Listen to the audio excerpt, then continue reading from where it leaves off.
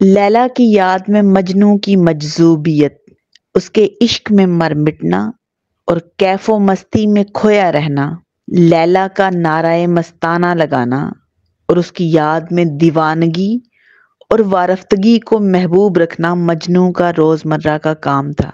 لیلا سے خلیفہ وقت نے پوچھا، سبحان تیری قدرت، تو کیا چیز ہے کہ تیرے عشق میں مجنوں پاگل ہو گیا ہے؟ تو دوسری خوبصورت عورتوں سے کچھ بھی تو امتیازی صفت نہیں رکھتی، پھر یہ مجنوں کیوں دیوانہ ہے؟ لیلا نے جواب دیا، اے خلیفہ خاموش، کیونکہ تو مجنوں نہیں۔ اے خلیفہ، اگر مجنوں کی آنکھیں تجھے بھی نصیب ہو جائیں تو دونوں جہان سے تو بھی بے نیاز اور بے خیال ہو جاتا۔